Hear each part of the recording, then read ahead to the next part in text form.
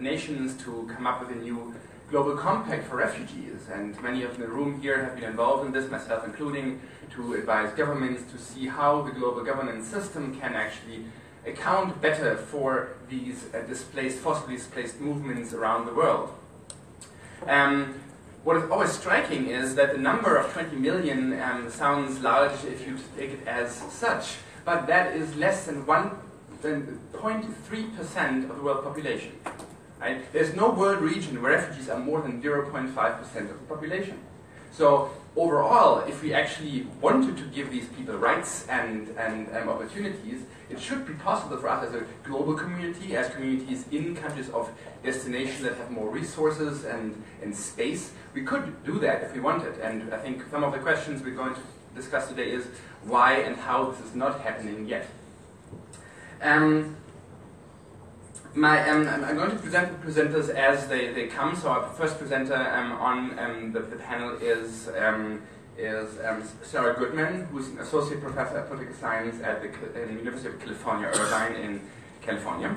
Many of you will know her from her book, Immigration and Membership Politics in Western Europe, that came out with Cambridge University Press now already 4 years ago.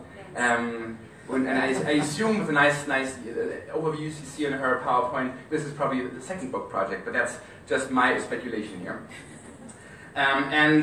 When Sarah is talking, I always take notes. First, because she has interesting things to say, but also because I'm the secretary of the APSA Migration and Citizenship section, where Sarah is one of our co-presidents. So, Madam President, without further ado, please take the floor. Thank you. Bless you. I'm so pleased to be the first speaker. I'm so happy to be here. I rarely get to come to the East Coast, and it's so exhilarating. I'm probably one of those people that still gets excited when you leave the subway. Tall buildings. Everyone else is looking forward. Move it, lady. Okay. So I'm so pleased to present today some of the early stages of my next book project on the European refugee crisis. And so maybe it's fitting that I go first because I'm going to provide some background information. My work is historical institutional, and so it's going to look at the origins of the refugee crisis from a policy perspective. And I'll explain what that means in a minute. So as I said, this is sort of some of the background information of how we got to where we are today. And so what does that mean, where we are today? Well, so everyone is maybe familiar with the unprecedented influx of refugees into Western Europe. Unprecedented both in size. We're talking about 2 million illegal crossings reported by Frontex in 2015 alone. We're talking about 1.2 million first-time claims in the EU in 2015, with similar numbers in 2016. So unprecedented in terms of size, also unprecedented in terms of response, not just in terms of a refugee crisis, but in terms of an EU-coordinated policy. So we had Germany, we had Merkel, not the government, Merkel, unilaterally suspend with Dublin, which is a convention, a series of regulations that regulate refugee movement within the European Union.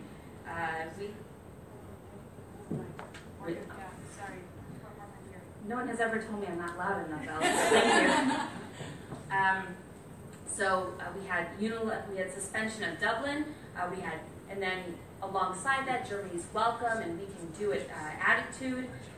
We had Greece and the wave through policy, where they wouldn't check, fingerprint people. It's called the wave through because it just pushed them north. Have a granola bar on your way. We had passport checks re-implemented within the internal borders, Austria and Denmark and Sweden. Hungary declaring a national emergency. Maybe you read about the referendum, being labeled a frontline state. Right? So unprecedented both in size and in response. And so this drives a number of empirical questions. So why was there no European response? And this means a number of things, right? So as we'll see in a minute, there is a common European asylum policy. There's a coordinated system in place. In comparison to responses to the Eurozone, the financial crisis, we didn't see a building up of supranational institutions in response to the refugee crisis. We saw similar policies, free riding, and a lack of political will to engage in new policy development or supranational governance. So that's what I mean when I say a European response. why were asylum laws so flagrantly violated? So we had 19 member states committing over 75 violations by the end of 2015. That's so also an unprecedented act or response. And so, in other words, what was it about asylum policy and the refugee crisis that facilitated not only a default to national solutions, which is sort of contrary to the idea of European integration, but also a defiance of EU authority? It's not just breaking existing rules, but a defiance. The idea that the answer is in the nation state, not in the EU, which again is really contrary to not just neo-functional spillover theory, but EU integrationist approaches, but even this idea that, okay, we'll get there, just we're thinking this out, okay.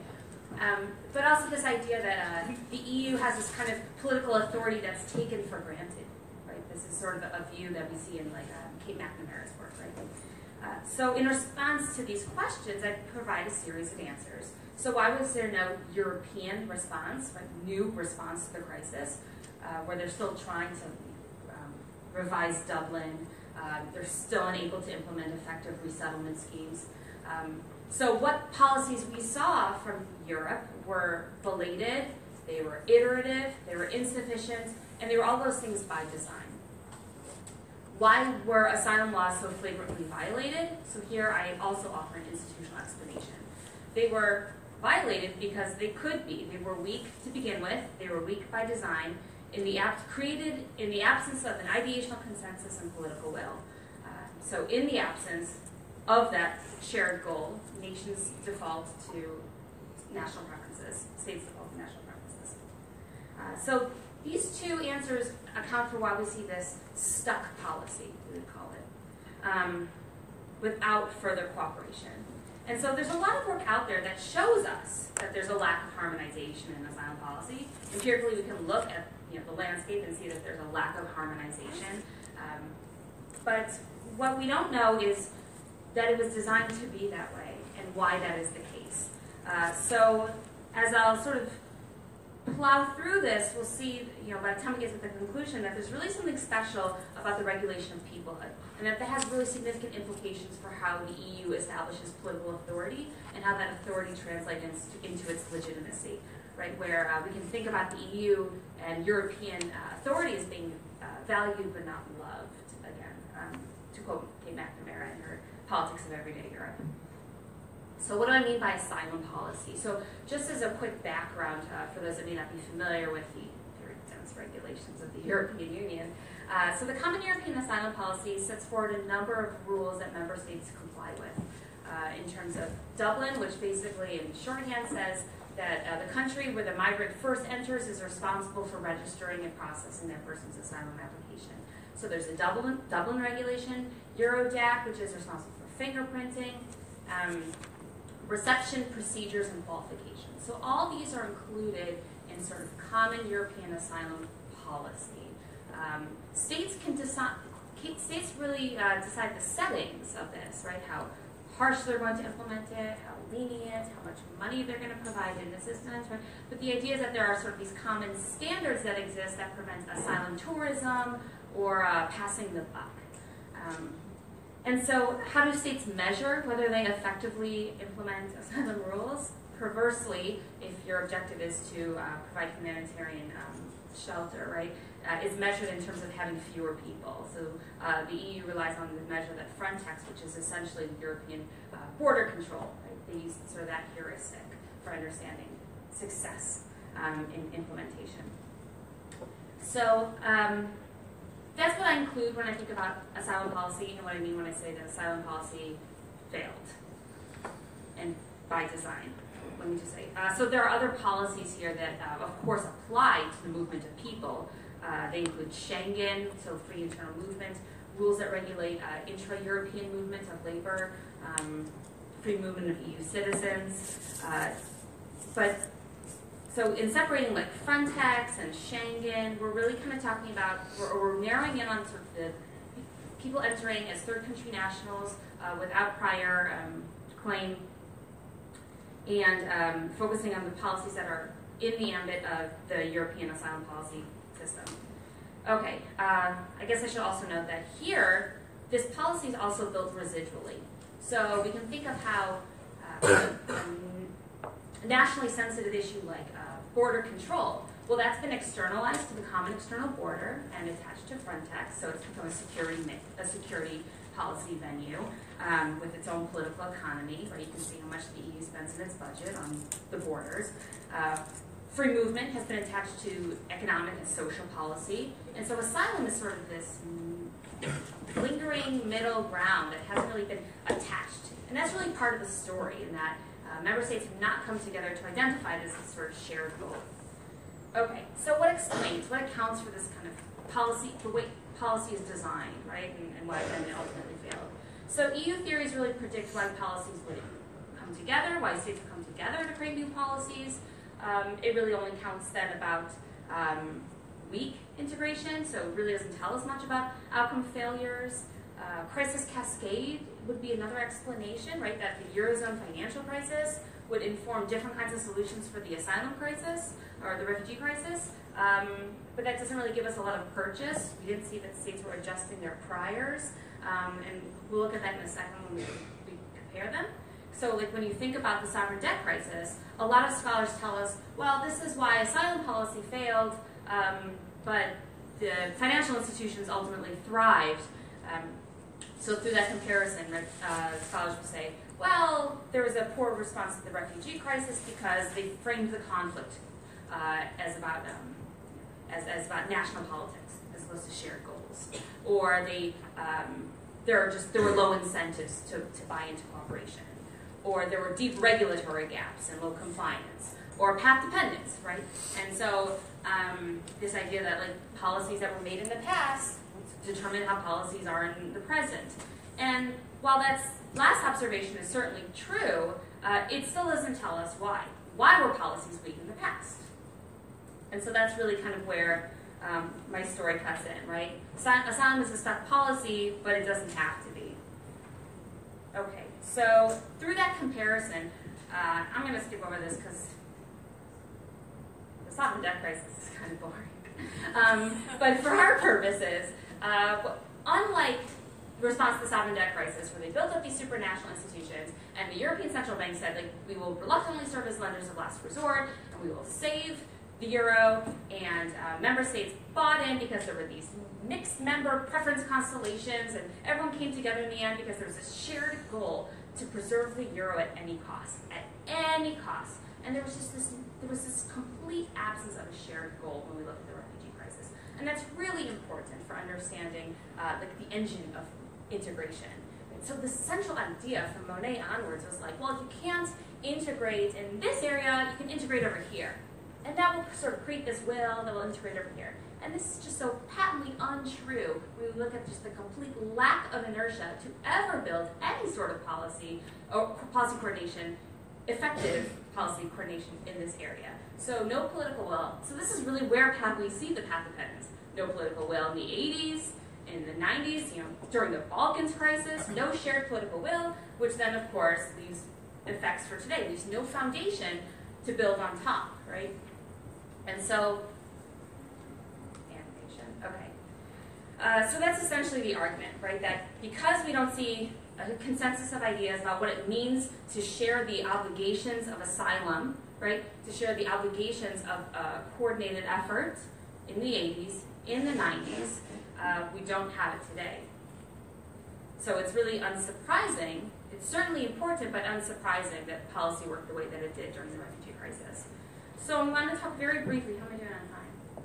About 3 minutes. Okay. Really, I'll talk briefly sort of about some of the dimensions. So I'm going through archives, I'm going through policy reports, trade reports, to kind of unlock the preferences of member states in these early days. And we're seeing that it's not just member states, but other EU institutions. And I won't go into like the Commission, the Parliament at this point with 2 minutes left, right? But there were mixed preferences all over, and the coalitions couldn't be formed. And so we see a lot of interinstitutional disagreement at this point. The Council member states versus the Commission, they had different goals, They were never able to overcome Parliament was way more pro than the Commission. These are different EU institutions in terms of trying to achieve higher standards for common asylum. So what happened was they just produced this really the lowest common denominator policy. This was, of course, facilitated by the way that they voted at the time. Another story, another day. But essentially that locked in preferences that carried forward. Member states disagreed with one another, right? If it's the Balkans crisis and you're Austria, you have very different interests than if you're Austria today. And so what we saw in the early days were member states uploading their preferences into making this sort of supranational policy. Regulators trying to identify a strong role, but you saw this perpetual core versus periphery, north versus south dynamic, which unlike the sovereign debt crisis was unable to be overcome through common institutions, through harmonization of policy. There was little solidarity between the burden sharing states. That's a key point. And so why was this the case? Well, there are a number of explanations or hypotheses we can think about, like the lack of interest groups. Like asylum isn't asylum policy is not a policy venue with like a lot of lobbying, right? It's not like external borders where security plays a really significant role in lobbying states for funds, right? It's hard to kind of get people on board, and so when it's a diffuse interest area. So that's one explanation. There are sort of these core periphery asymmetries in terms of state preferences. There are certainly elements of intolerance and racialization that you see in comparing the Balkans crisis response to today. You have what's called purposive malintegration, this idea that you either purposefully design bad policy so the nation states can retain sovereignty and control. Their states are rather Bayesian in that respect. Or you create bad policies so you can kick it to the courts and let them decide. Sort of a Euro-legalism argument. Sequencing, this idea that you can't achieve coordination or shared policy in this area now, but maybe later you can. Although evidence suggests that that's not really a credible explanation here. And then this idea that there are desirable alternatives out there, right? You can just give Turkey millions and millions of euros. And so briefly, this is what the evidence looks like. This is an ugly graph, and it's ugly by design, because all I want you to gain is like an image of how many iterations of policy have been attempted in just like a 2-year period. Like this is just ineffective, uncoordinated. This is what path dependence of non-coordination looks like. This is what a stuck policy looks like. And so that's kind of like a background about how European asylum policy got, why it looks the way it looks today. And so I was going to close with the implication that it's really hard to regulate people. And this idea, and I posit in this new project that this is really the last frontier for establishing EU political authority. That if we use a state development perspective, right? So if Tilly argues that state, war makes the state or crisis makes the state, you still have to regulate people, and that's kind of like the last frontier. You can always Brexit, but you can't take people's rights away. Well, apparently you can if you're Brexiting. So that's a bad example. So that's kind of where the project is. Thanks, Theresa May.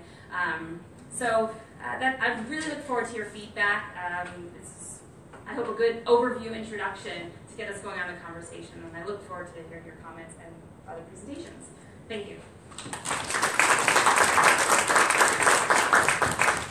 Thank you, Sarah, for kicking off this meeting with this panel with a macro overview of what is the EU response and why it fails and failed. And from this macro political and policy overview, we stay in Europe, but we go one level below, or a few levels below to the individual level. And we have a presentation by Lamis Abdelati and Liza Steele, who will ask about refugee attitudes with refugees and immigrants. Just a few words on our two presenters. Lamis Abdelati is an assistant professor of political science at Syracuse University. She's currently working on a book project that actually looks at how different countries selectively let different groups of refugees in their countries, and how some countries delegate their powers to govern refugees to the United Nations. And Liza Steele is assistant professor of sociology and Latin American studies at the State University of New York in Purchase. She works a lot on political attitudes, on towards income inequality, social welfare, diversity, migration. Has worked in China and Brazil. So I look very much forward to your presentation. Thank you, and thank you for having us at this very exciting conference. You should use the mic. Oh yes. I hope you can are all enjoying the allergy season as much as I am. So please excuse my voice. Lemmy was supposed to be presenting on our behalf today, but her car broke down on the way here, unfortunately. So I am stepping in. So we're looking at what explains attitudes towards refugees in Europe.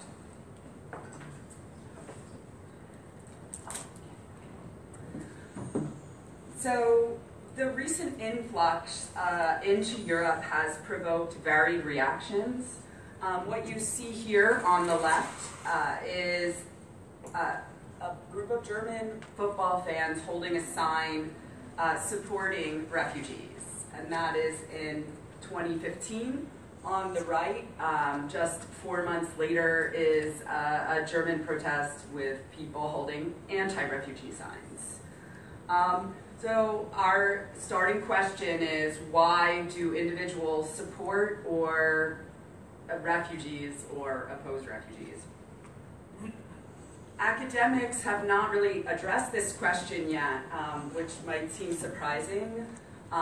There's been very little research so far on attitudes towards refugees.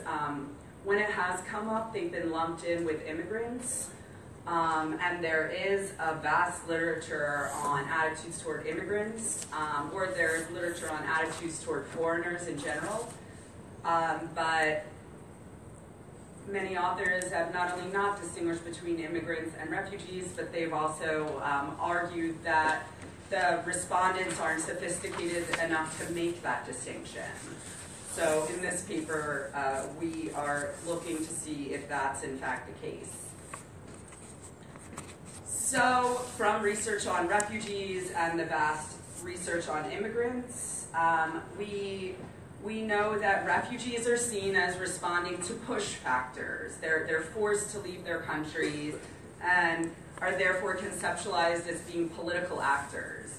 And some of the factors that come into this are group threat theory, or the idea that members of the in-group will respond hostilely when they believe members of an out-group are threatening their sense of collective identity, as well as anti-Muslim prejudice, which in some country-specific studies has been linked to anti-Muslim attitudes, unsurprisingly. And many of the refugees that come to Europe are visible refugees, so might just visually be classified as out-group members.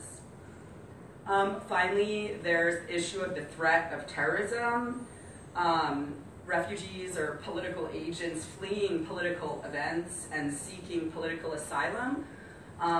They could be perceived as transmission mechanisms for the conflicts and violence from their home countries, with host countries, residents of host countries fearing that they'll bring that there. Immigrants, on the other hand, have generally been viewed as moving voluntarily in response to economic pull factors. So they're motivated to go to new countries for something they want. And so research on attitudes toward immigrants has shown that people of lower socioeconomic status, those with lower skills and lower income in the host countries, perceive immigrants as a threat to their financial well-being. And then at the country level, findings also show that when a national economy is going through a period of decline, attitudes toward immigrants are negatively affected by that.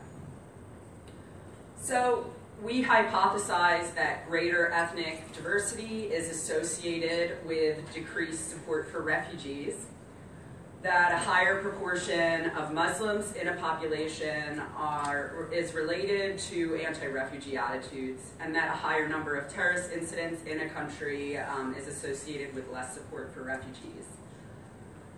To examine our question, we use data from the European Social Survey, which has now completed 8 waves of its study beginning in 2002 and being conducted every 2 years. The question about refugees was only included in the 2002 and 2014 waves, so those are the waves we focus on. It has been included in the 2016 wave. Those data are out, but the weights aren't yet, so any day now we'll be able to take a look at the 2016 data. We have not been able to do that yet.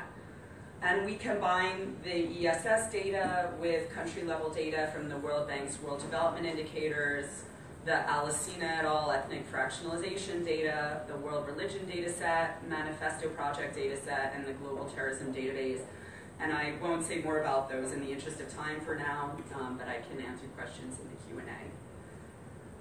So the question about refugees, which we call support for refugees, was asked in the following way. How strongly do you agree or disagree that the government should be generous in judging people's applications for refugee status?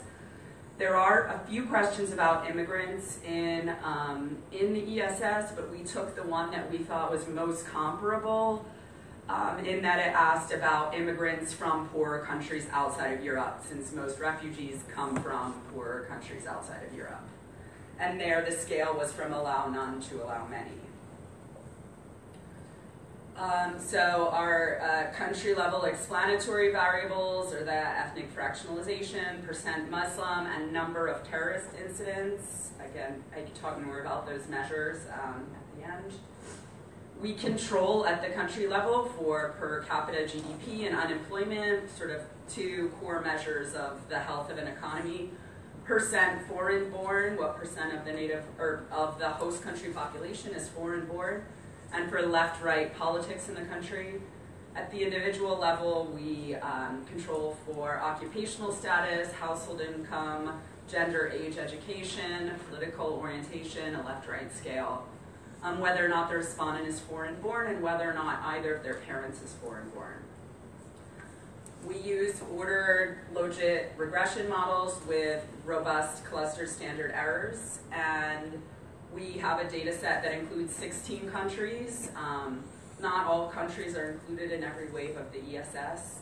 And then when they are, not all of them have the data for every measure that we're using. So in the end, we have 16 countries that are included in both 2002 and 2014 waves.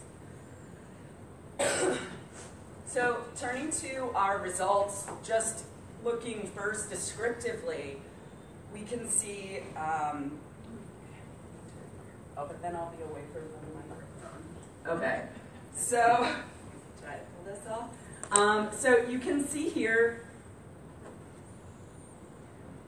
that attitudes towards immigrants have stayed roughly the same from 2002 to 2014, while attitudes toward refugees have gotten much more positive during that period. Now keep in mind 2014 is basically the starting point for the current crisis. The other thing that's interesting was that in 2002 support for immigrants was higher than support for refugees, but in 2014 support for refugees was higher than support for immigrants. So now to take a look at the results from our regression models, you're looking here at AMEs, or average marginal effects, of being in the highest category of strongly supporting generosity towards refugee applications or of allowing many immigrants. So as you can see, we find support for our hypothesis that ethnic fractionalization is associated with lower support for refugees across both waves. It's also supported, associated with lower support for immigrants, but only in the 2014 wave. The proportion of Muslims is also associated with lower support for refugees across both waves, but it's not associated with lower support for immigrants. In terms of the number of terrorist incidents, this is our most surprising finding. It is associated with support for refugees in that the number of terrorist attacks increases support for refugees in 2002. And so what this translates into is like a one unit increase in well, basically each one additional terrorist attack in a country was associated with 0.1% higher likelihood of strongly supporting refugees. It's not a huge increase, but still it's not what we expected. And yeah, anyway, that was a surprising finding. One of our theories is this is 2002, this could have been a post-September 11th empathy with refugees, and one thing we don't know is what people have in mind when they're asked about refugees. What group are they thinking of? They think there's a reasonably good chance that in 2002 they were either thinking of Balkan refugees or they were thinking of Afghan refugees who were fleeing like the bad guys, the Taliban that had also attacked the West. So in terms of, we focus on the findings about attitudes toward refugees because that's what's new in our paper, but for attitudes toward immigrants, we didn't find any country level factors to be associated with those, but we did find that individual level factors like greater income and higher occupational status are associated with greater support for immigrants. So that is consistent with previous findings about how economic status affects attitudes toward immigrants and the idea that they are seen as economic actors. So to summarize, we need to recognize that publics do distinguish between refugees and immigrants, and that these attitudes are shaped by distinct forces. We find that ethnic fractionalization and proportion of Muslims both negatively affect attitudes toward refugees, consistent with our first two hypotheses, but we don't find support for our hypothesis that the number of terrorist incidents reduces support for refugees. So to summarize, support for immigrants is related to pocketbook concerns, to an individual's economic status, and the idea of refugees being of immigrants being an economic threat, while support for refugees is associated with country-level political circumstances. And these findings don't just have implications for academic research, they also have implications for policymakers, in that the rhetoric surrounding the groups can be extremely important in shaping public opinion. So last year, almost every, in the last couple of years, media outlets have struggled with what to call people arriving in Europe. Calling them migrants is a common approach. There was even a change.org petition to try to change the language that the BBC was using. And our research indicates that this is not just a semantic thing, that calling people refugees as opposed to immigrants shapes how they're received by local populations. Thank you.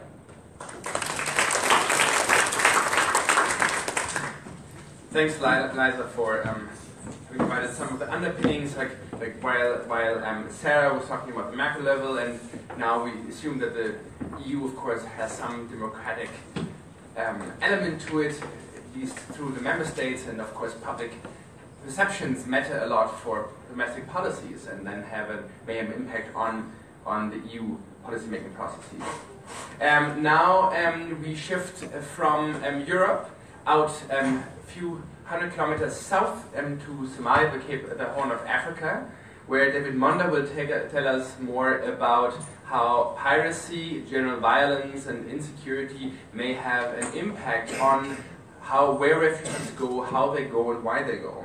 David Monda will have a PhD probably next year when we meet again from here CUNY's Graduate Center. He works on feminist construction of power in international relations, and in addition to studying and doing his research, he's also an instructor of political science at CUNY's Government Community College, and he has taught in many different parts of the world.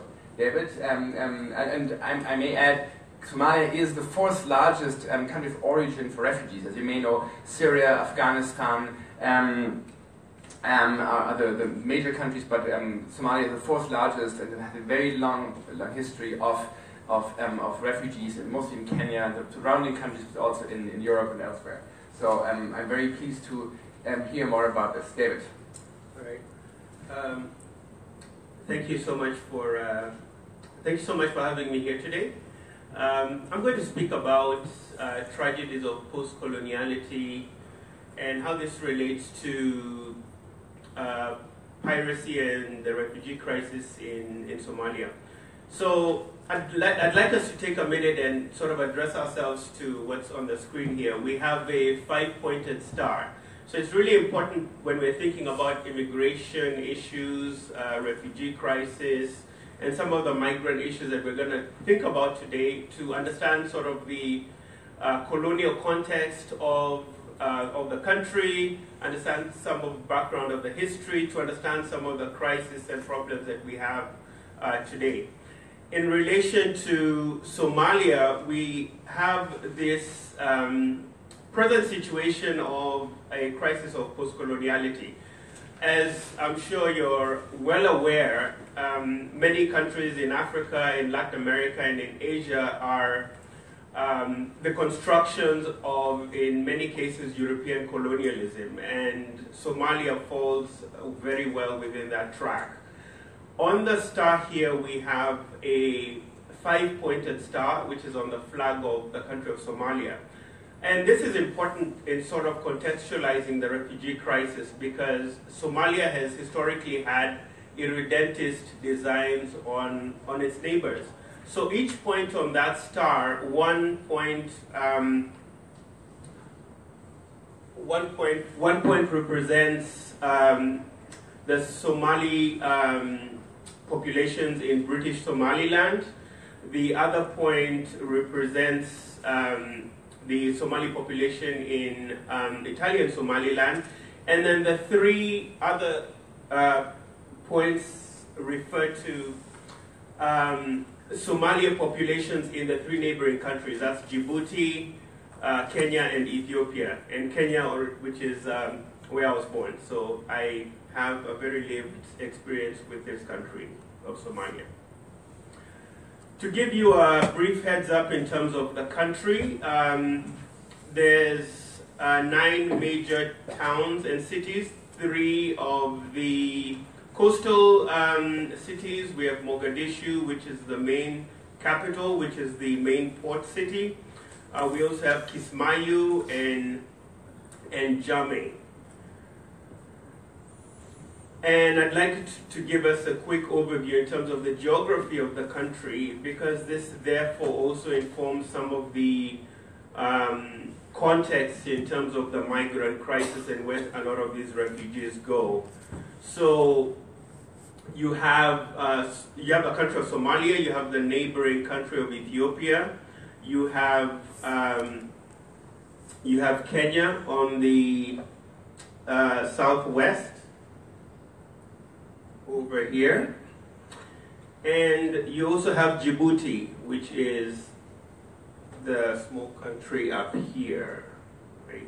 So these are the 3 neighboring countries that I mentioned in terms of the Somali star. These are the 3 points on which Somalia considers, these are the 3 countries that Somalia considers have stolen quote-unquote stolen part of its territory. So this informs some of the attitudes of its neighbors towards the crisis of Somalia and some of the issues in relation to the refugee crisis and how its neighbors perceive that. And I'll address that issue also in the conclusion of my presentation. A brief history of Somalia. As I've mentioned, the country is a construction of European colonialism. Ironically, this is one of the constructions of state that actually fit fairly well in terms of the construction of a country, because the colonial boundaries of the country fell very well within a collection of a common ethnic group, in this case the Somali. The problem in Somalia today is a lot more one of clanism, as it's more based, as juxtaposed with ethnicity. So a lot of the people in Somalia are the same ethnic group, but the factionalization comes in terms of clans, and that's ideally the sticking point. The history of a country, 1839, Britain occupies Aden and uses Somalia as a food source, so sort of British strategic imperial interest in controlling the Red Sea, the Arabian Gulf, and also the Suez Canal. 1862, France establishes a coal mining station on the coast, which would later become Djibouti. 1889, Italy sets up a protectorate in central Somalia. So historically, again, 1889, this is 4 years after the famous Berlin Conference of the Scramble and Partition of Africa between colonial powers. So Italy was a latecomer to that scramble and desperately wanted to have a piece of, tropical colonial context to feel like it was a great power, and Somalia fell within that purview. Fast forward to 1936, just before the Second World War, again, the rise of fascism in Italy, the expansion of Italian colonialism, not only in Ethiopia, but by extension into neighboring Somalia. 1950, Italian Somaliland is established as a UN-mandated trust under Italian control, which is later renamed Somalia. So Somalia transitioned into United Nations control after 1950, obviously based on the settlements of the Second World War, where Italy was one of the losing powers. So Italy, like Germany, lost a lot of its colonies after World War I in the case of Germany, and after World War II in the case of Italy. 1960, British and Italian controlled parts of Somalia become independent and merge into one country, which is what we call the United Republic of Somalia under the first president, Osman Dar. Most Americans are very familiar with Somalia. Fast forward to 1991, Black Hawk Down, the construction of the Hollywood movie in relation to U.S. efforts to provide food relief to the country. 1991 is sort of an important year in the context of the country, because that's the year that the dictator Mohammed Siad Barre was overthrown from power. And he had been a dictator very similar to Saddam Hussein in Iraq, very similar to Muammar Gaddafi in Libya. What ends up happening in a lot of these situations is because the dictator consolidates so much power on himself and creates a system and structure of patronage, once the dictator is taken out of power, the structures of the states disintegrate, because there's a power vacuum. We've seen that in Iraq in the post-Saddam Hussein context. We've seen that in Libya currently, and this is very similar in the case of Somalia. This perpetuates and fuels the crisis of refugees. In addition to the collapse of states and the removal of Siad Barre from power, we also, the country underwent a significant amount of drought, which exacerbated the situation in that country. In 2000, after the UN efforts to bring food relief in the country, Somalia's first government was elected, but it only controlled 10% of the country. So 90% of the country was controlled by ragtag militia and imperial warlords. 2003, the government chose a new president, Abdullah Ahmed, and the government operated out of Kenya because Somalia was too violent at that time. So the context of the piracy and the refugee crisis is framed within that political framework. So in 2003, you have a situation where the central government is actually operating out of another country, in this case Kenya, because the country is too insecure. So there's really no central government in the country, which exacerbates the problem of pirates, the problem of ragtag militia, and which exacerbates the problem of rent-taking in terms of different groups struggling for power. The root causes in terms of the piracy can be traced to illegal trawling of the Somali coast, resource pirates, I would call them. A lot of international trawlers, trawling companies, fishing companies took advantage of the lack of central government in the country to basically overfish in that area. So Somalis who were trying to fish, earn a livelihood out in the sea, kept getting fewer and fewer fish, and this made them really upset, and that's one of the reasons they started hijacking some of these fishing trawlers and fishing liners that were coming through the area. There's also significant evidence of dumping of toxic waste. Again, lack of a central government to regulate the international maritime boundaries of the Somali coast. And these two main factors exacerbated the problem of piracy. So more and more ships started getting hijacked off the coast of Somalia. And because of that, it exacerbated the food situation because relief supplies were also caught in the midst of that. It was a lot more difficult to supply relief aid to the Somali population. The World Food Programme estimated that at the height of the hijackings in 2012, the hijackings of the trawlers and the shipping lines were constraining the supply of food to refugees in the south of the country. The rise of piracy, as I've mentioned before, and lack of central state government led to the rise of terrorist groups. As I'm sure we're familiar, Somalia is very close to Yemen, and a lot of the terror networks, the Al-Qaeda networks in the Middle East collaborated with the warlords in Somalia, and this is what led to the eventual rise of the Al-Shabaab group in Somalia. Very important to note, the country can feed itself, Somalia can feed itself, but paradoxically, because of the large supply of food aid that comes into the country, there's no incentive for farmers to actually grow their own food, because food brought from outside actually ends up being cheaper than what's being supplied in the country, which exacerbates, ironically, the problem in the country. It also fuels the refugee crisis because people can't get food to eat, there's insecurity, struggle for resources in the country, and that creates even more problems.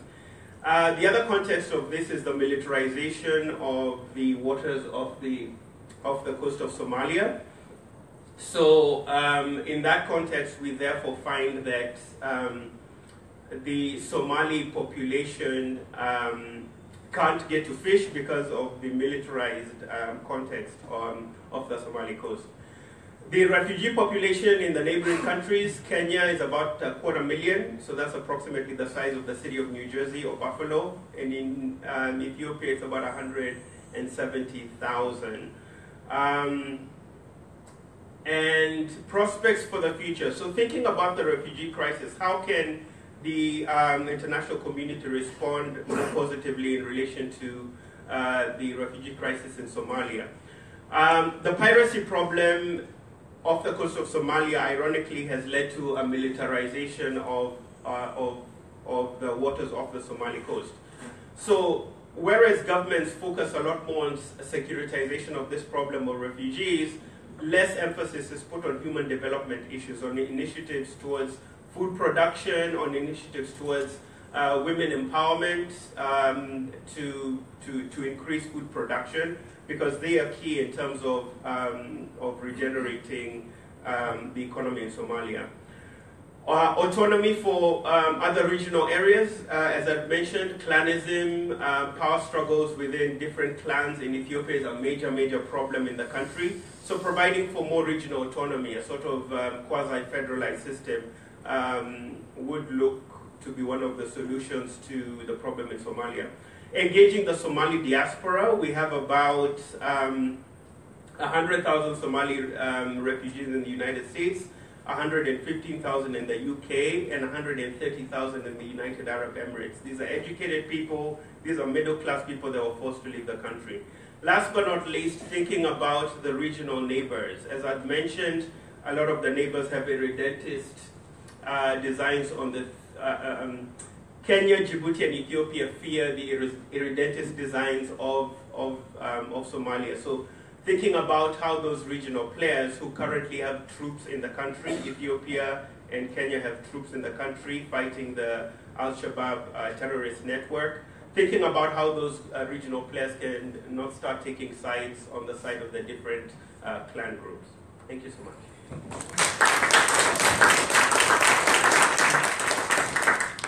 Thank you, David, for providing us a very good overview of issues in Somalia and what drives migration and refugee issues there, and what are some possible solutions to address these root causes and the ways to come away from security perspective also to a human development perspective for these populations. The last presentation of this panel finishes our tick mark, or geographic tick mark. We started in Europe, we went down to the Horn of Africa, and now we made it all the way to the United States of America with a look over to Russia. Our next presenters, Yosha Gorshov and Tanzila Oren, will present on LGBTIQ issues of Russian refugees here in the United States. And Yosha is an LGBTIQ rights activist and the co-president of LUSA LGBT, a community-based organization here in New York. But he's not only an activist, he's also a scholar. He's holding a PhD in political science from Perm University in Russia, where he focused his research mostly on queer identity. The second presenter is Tanzila Oren, who is a PhD candidate at the Fordham University's School of Social Services, and she works all around immigration, refugee issues, gender violence, and in addition to being a scholar now, she also was a practitioner for more than 7 years. She worked at the New York State Department of Labor on immigrant issues and at the ESU Immigrant Center, and originally she's from Uzbekistan. So both the presenters have a lot of practical experience as well as a scholarly background to present their findings. Thank you so much. So I will start. My name is Tanzila, as he introduced me, Tanzila Oren. Here it's not a Russian alphabet. It's supposed to be our names on the slides, but the most important that the topic is here. So we'll talk, Lasha and I will talk about the refugees here in New York City from the former Soviet republics, not only from Russia, we are not all Russian, and we'll focus on one of the actions that the LGBTQI community taking in in current situation, and why the group's doing this, and what the purpose and lessons and challenges that the immigrant communities are facing. So the main points, we'll talk about, I'm trying to avoid the word crisis, because the crisis is not focused. It's not caused by refugee. When you say refugee crisis, it's kind of connotation is strange, as if putting we causing the crisis. The crisis is in policies, in European asylum policies, in Russian homophobic policies, and post-Soviet republics policies. The Syria is in a crisis, but refugees are not the crisis, so that's what I'm trying to say. But refugees have challenges, and LGBTQI group, a particularly vulnerable group of refugees, slice of refugees, both in Europe and both in in United States. So I'll talk about how we have this mini current of refugees now in New York City. So in 2014, Russia passed a set of gay propaganda laws, and the official name is here. So there is amendments to the federal laws on protection of children from information harming their health and development, and other smaller legislative acts for the purpose of protecting children from information advocating for a denial of traditional family values. So family values is a key word here, and because of the influence of the Russian Orthodox Church and the whole political crisis in Russia, so LGBTQI used like kind of a scapegoats to redirect the attention to this new enemy kind of. In the former Soviet republics, for example, here we mention Uzbekistan, Azerbaijan, Tajikistan, Turkmenistan, there are standing sodomy laws under the penal codes left from the Soviet heritage. So these laws were not activated. They were kind of neglected for years, but now because of Russian influence, suddenly these republics remember, oh, we have these laws that they criminally persecute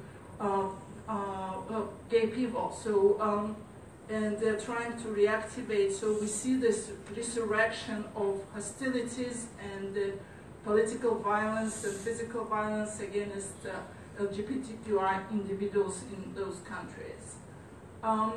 This is a huge map, just to show you in color. So the darker the color, the more punitive the laws against LGBTQI individuals in those countries. There is like blind spots under Big Russia. There is like Kazakhstan, Kyrgyzstan, which are not colored, but actually in those republics the laws are being considered. They are not adopted yet, but being considered by the legislative bodies to adopt laws persecuting people based on their sexual orientation and identity. So, just to remind you about the history of LGBTQI refugees in the United States. So, historically, gay individuals were not allowed to immigrate to the United States, and remember there was even a medical diagnosis of sexual perversion until pretty recent history. So only after this famous case of Toboso Alonso in 1994, those identifying homosexual could apply for asylum in the United States. So it's pretty recent development. And in that year, the famous organizations such as National LGBTQ Task Force and Immigration Equality were formed to help new asylees and asylum seekers since that time. But still, there's very few LGBTQI immigrant organizations. So how many LGBTQI refugees and asylum seekers in the country? Nobody knows. So there are estimates because the federal authorities do not collect this information, so it's hard to say. So there are estimates about 5% of all American asylum claims are based on persecution on sexual orientation, gender identity. So there are estimates like 5,000 applications are made in this country based on under this category. But there is also 250,000 of undocumented LGBTQI immigrants living in this country as well. So specific challenges related not only to Russian-speaking LGBTQI, SIDs, refugees and asylum seekers, but in general, all refugees kind of find themselves on this cross-section between the big gay social movement and the immigrant movement, immigrant rights movement. So many people fall into cracks. You go to LGBT center and they say, oh, we don't speak your English, we really like, we don't speak your language, we don't really can help you. And when you are in immigrant organizations, sometimes you face, people face homophobia from their own immigrant communities. So kind of between these two different identity as a refugee and identity as a sexual minority, so people do not receive, on one hand, the attention from any of the movements, and on the other hand, do not receive services, because the main challenges here, people face homophobia and transphobia inside and outside immigrant communities here in New York City. Most people arrive without family support. There's no families here and no support basically back home. So it's kind of missing this large piece of social capital. So rejected, so also these refugees are rejected or ignored by those organizations who are supposed to help immigrants or refugees. There is also no federal help for any asylum seekers, so you do not qualify for any social supports. There are private organizations who also kind of ignore or don't want to deal with the specific issues of this population. Of course, the people are subject to detention and deportation due to recent developments in the asylum law. So people who apply now, they're quickly called to immigration hearing and without preparation. So people do not have time to get a lawyer or to build their case before they're called and handed a deportation notice. So there is a lot of recent changes that affect and put people in danger of detention. So to get a legal help is very expensive, not accessible, or you have to wait for a long time to get pro bono or low-cost legal support. And as I've mentioned, no private foundation, no federal or city government, state government support asylum seekers specifically. Oops. So Leszek will continue and he will talk about the specific group that we work with. Yes, I'm Azeli myself, and I've come to this country 4 years ago, and actually I'm very disappointed with the United States because it's very coax and chaotic country in terms of immigration, and mostly the United States is declared that they're a country of immigrants, but that's not entirely true. So I'm going to tell you that I represent Rus LGBT. I'm co-president Rus LGBT, Russian-speaking American LGBT Association. This year we celebrate a 10-year anniversary. It's hard to believe, but we've been around for 10 years. And actually, for the first couple of years, it was a social club for the old Jewish immigration, which came in the end of 80s and 90s as LGBTIQ. They didn't have representation. And my co-president and founder, Elena Goldsman, being Jewish herself and lesbian, she organized a group to gather people from different post-Soviet countries in order to exchange the cultural similarities and keep the language. And Rus LGBT now, it's kind of community-based organization, which absolutely not founded. It's not entirely volunteering organization. We don't have any paid jobs. We do it because it's our kind of passion. And for now, I will say that since 2013, because I was a product of propaganda law, and I was forced to leave country in 2014 by federal security services. And since 2013, we've been experiencing in the United States an influx of LGBTIQ immigrants, primarily from Russia, because of the law occurred. And we kind of split it, and I can describe the waves of immigration in 3 ways. The first, I called ourselves like a philosophical steamship, intelligentsia, intellectuals, media personalities, public figures who were forced to leave Russia because of propaganda law, which has nothing to do with children and minors. It's totally Putin's tool and scapegoat to control the opposition and to persecute people who are against the regime. The second wave is like 2015, when people from all over the former Soviet Union countries started coming to the United States, experiencing some difficulties, especially from Russia.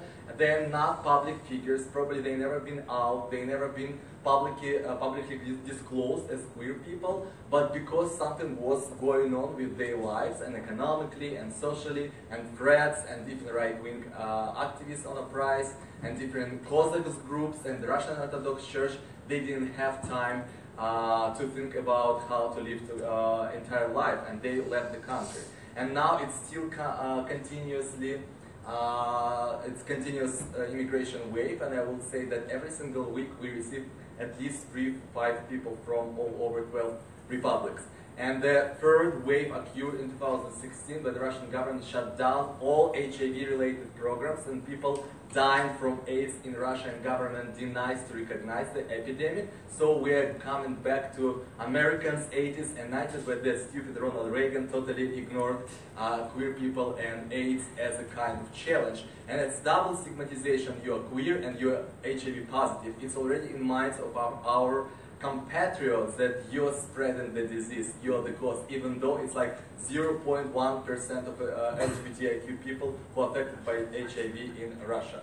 And the fourth potential immigration wave, if you are following the news, so the Chechnya broke down last year, then more than 100 people were detained in the Republic of Chechnya, tortured and murdered. And 6 countries rescued those refugees from the Chechnya, but only 1 country has not, United States. Because all of those people from Republic of Chechnya are Muslim people. And this stupidity and craziness about Muslim people since 9/11 and reshaping the American identity and American government, don't get me wrong, Trump is worse, but Obama deported a lot of immigrants as well, and his time hasn't taken any refugees from Muslim countries as well. So, and the Brighton Beach Pride, it was the first launched last year in May 2017. It was my idea. I was caring for 3 years, just because when we come into the United States, we're settling in our Russian neighborhood, and it's still very homophobic. So Brighton Beach is a representation of the Soviet Union with the same homophobic attitudes, conservative values, and people who are escaping humiliation and discrimination against their identities in their home countries, facing the same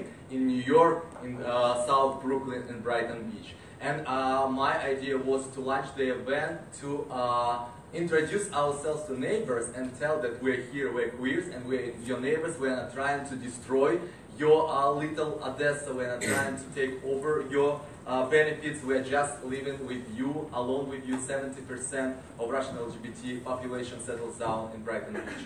And of course, it was a great success, a lot of media coverage, and a lot of support from officials. But challenges in the conclusion which we're facing is lack of support from the government officials, local officials, because it's like a very Orthodox Jewish community there, and Catholic community, and some other communities. It's a lack of support from our own community, because people are not used to be public, are not used to advocate for themselves. And of course, it's a lack of representation in coverage, in media coverage, because media takes an advantage from immigration stories, and after that they disappear. That's why this year we're holding and we're expecting more than 1,000 people to come. Everybody who is interested, please join us. It's not a violent action, but maybe from Babushka we're going to have some backlash. But otherwise, Brighton Beach is a historical landmark as a stone wall, and in 10 years, I guess Brighton Beach will be reshaped, and it's our hope. Thank you.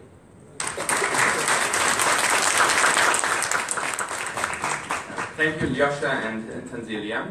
Now I first ask my panelists to come from the diaspora back to the homeland, which is this panel here. There are 2 microphones over there, and your perspectives, your questions, your comments, your challenges to our presenters are more than welcome. And while you take your time to get your notes and go over to the microphones, which I encourage everybody to do, and we have about 17 minutes, 20 minutes to do that. I will start with my own questions and to the panelists, but please, I hope to see many long lines at the 2 microphones over there. And while you do that, okay, I have a few questions. So Sarah, starting with Sarah, when you talk about the crisis management, why it didn't work.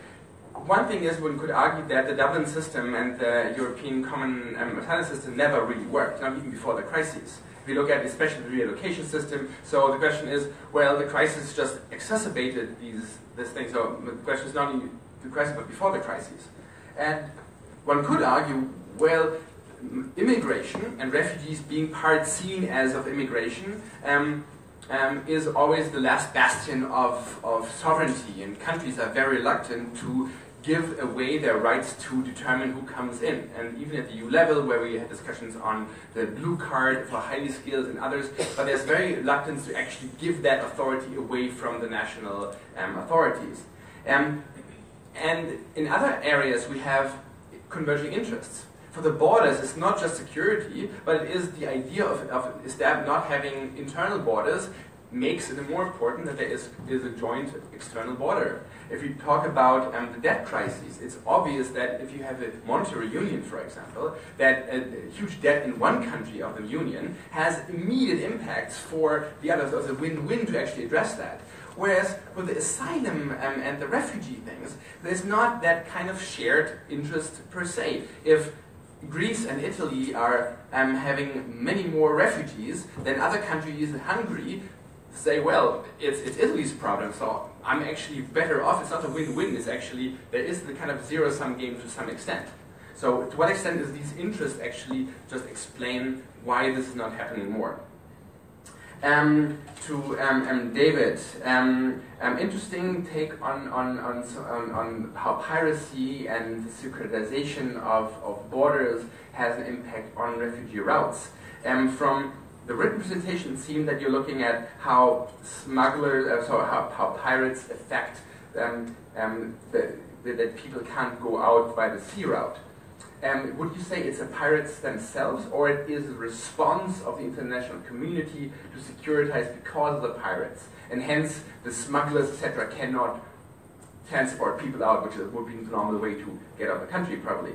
And do we see maybe that some of the pirates see? I mean, smuggling is a very lucrative business model for many people in the world, and why don't these pirates just become better smugglers?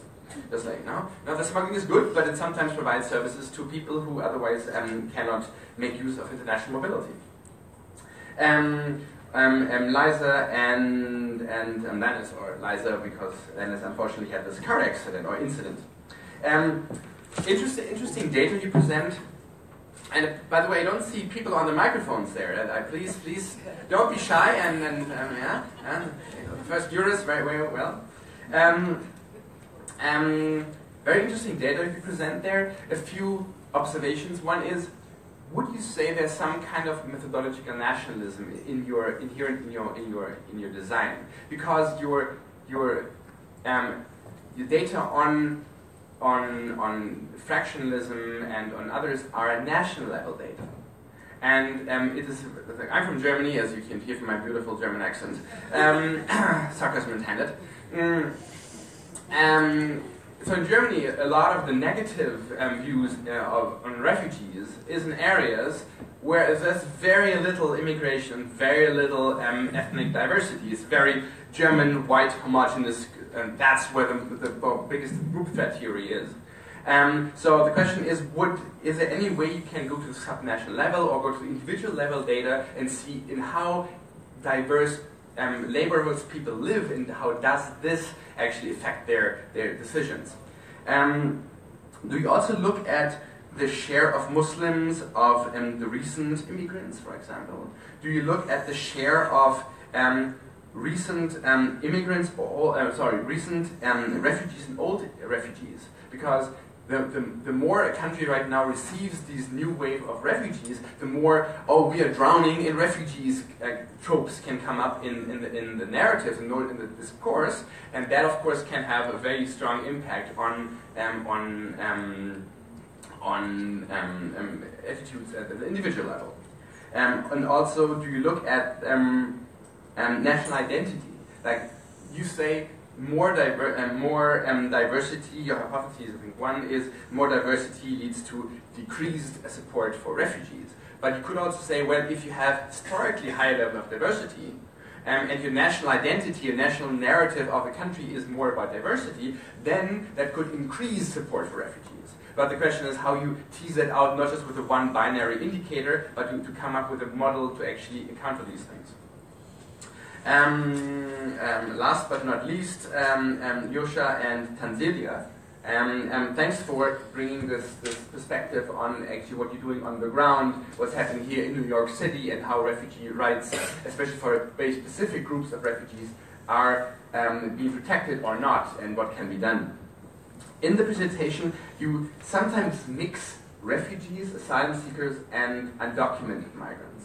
And I think that there's a danger here, because if you say, well, they have a dual or double discrimination as undocumented and as refugees, or as LGBTIQ people, well, that's only for undocumented. If you talk about refugees, they may have again as Russians, and there's a whiteness are Slavic people of Slavic out there white. There's a lot of discourse on that too, though it's othering because of ethnic phenotypical. But I think being more differentiated in what kind of legal status, what kind of may be important. And when you talk about the challenges, what kind of support do people need for actually getting legal status, for getting status as refugees? What kind of loopholes are there? And in terms of employment and skills programs, I mean, refugees here, immigrants in the United States don't got a lot of access to programs. It's a very, well, you're here and you blend into this beautiful salad bowl of the United States. But refugees actually get support in language classes, educational classes, etc. So how much can skills programs and cultural sensitivity programs actually help LGBTIQ refugees and undocumented migrants in the United States to overcome these discriminations? Again, I have one person there and Lobby over there, so Juris has the first word. Is this? Yeah. Juris Bukchanovs, Marist College. I have a question for Liza, methodological question. First of all, I love what you're doing. I love you distinguishing between refugees and attitudes towards refugees as opposed to migrants. But my question is this. How will you convince that peer reviewer who will be reading your piece and who will say, people do not distinguish between refugees and migrants? What is your methodological answer to it, right? So I have a good reason to say that we can't distinguish between these attitudes, and your representative sample of given population, we can look at the data, and we can say that yes, we can separate these attitudes and analyze them separately. Hi, my name is Beth Plowman. I'm at Yale University, and just wanted to first thank all the panelists. So it was very informative. I learned a lot from everybody. Thank you. My question is also for Professor Steele, and I had another methodological question. Right now you're comparing, the presentation that you showed us, you are comparing attitudes on the aggregate level, but I do also agree with Daniel that it would be really interesting to see if you could break it down by regions of exposure. My question though was, one of your main take-homes was that attitudes towards refugees was associated with country-level political circumstances. But descriptively, we really didn't see kind of how at the country level there were differences, whether or not there are differences at all between attitudes towards immigrants and attitudes towards refugees. So I was wondering if you have that information, if there were, how many countries did you find that had statistically different attitudes over time? Or if we're really seeing much more of an aggregate trend than a national trend? Thanks. Thank you for these questions. I'm giving it back to the panel, especially because I haven't seen the queues and lines in front of the microphones that I was expecting. And feel free, you don't have to ask methodological questions if you're a student, if you're a practitioner, you can ask any comment, any reaction you have to the papers. One more. All right. I'm representing practitioners. I have two questions. One for David. We've observed in places like Staten Island, New York, where there's the largest Liberian community here in New York City, and also a very large Nigerian community, that some of the same tensions and stresses that came from the country of origin are being experienced by families. At the same time, they're being dramatically marginalized and housed in really public projects, inadequate housing, and there's enormous tensions between low-income communities that are here in New York and the immigrant communities that have come to escape the kinds of experiences you described.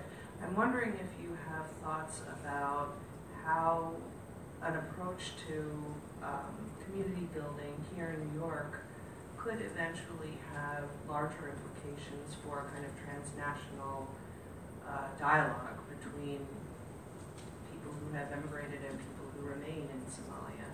And I guess also for Lyosha and Tanzila, I've been to the very thriving and vibrant community of Brighton Beach, and can only imagine how painful it is to be marginalized in such a wonderfully welcoming community, at least it appears to for some people.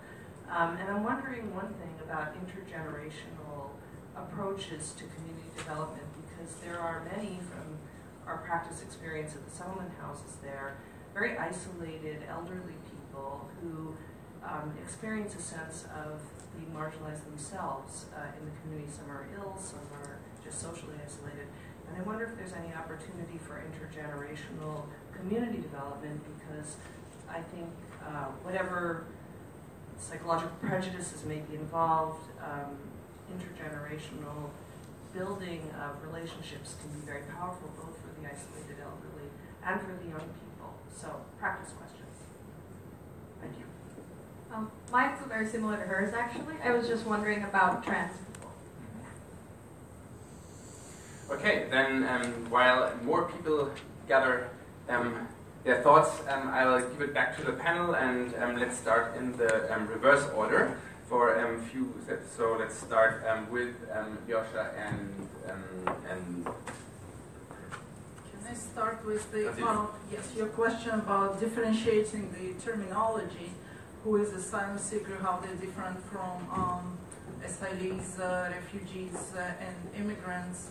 Well, I think it's the differentiation is a little bit false, because even in Europe, majority of people who flee, they don't get a status immediately, right? The majority of refugees in Europe are asylum seekers. So who we call Syrian refugees are mostly asylum seekers. That's why, and also under global law and also United States refugee law, asylum is inside that law. So asylum seeker is the person who meets the definition of refugee. It's just the place where they file their claim. So if you file a claim outside United States, and got it, you are a refugee. If you file the claim being in this country, then you are asylum seeker and asylee. But by definition, by law treats you as a refugee, so you're entitled to receive services from the settlement agencies here. And also in the context of New York City, we don't have many refugees actually resettled in the city because of their costs. So majority of refugees in the city are asylees or asylum seekers now in the last 20 years. To other questions. Yeah, because actually asylums are not recognized as refugees. That's why they don't have any access to any support. Only in New York State they can get Medicaid, but only when they apply. So asylees, asylum seekers don't have government. So asylees have, but asylum seekers don't have as refugees. So we should clarify. And undocumented, most of our people undocumented because when their visa expire, after 6 months, they immediately become undocumented if they are not applied for the asylum. So that's why it's very intertwined definitions here. And to other questions about, for example, intergenerational approach, so there is very huge gap, and of course seniors in Brighton Beach, they more well integrated because they have support, they have communities. We have LGBTIQ seniors who are not supported because of that, and within the Brighton Beach community is division between Odessa Jews and Moscow Jews. So there is a kind of intersections, and there is no any resettlement for them. That's why it's very painful, it hurts. I live close to Brighton Beach in Midwood, and I could tell you that the most challenge coming not from seniors, but coming from newcomers from our countries who inherited the politics of prejudice.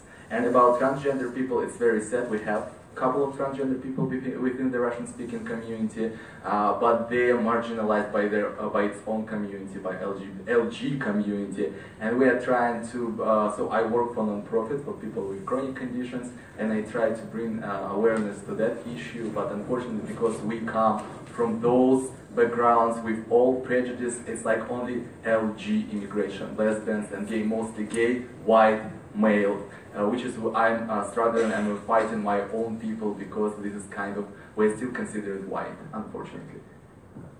Thank you. David? So I think I'm going to start with the question on immigrant communities in relation to Staten Island.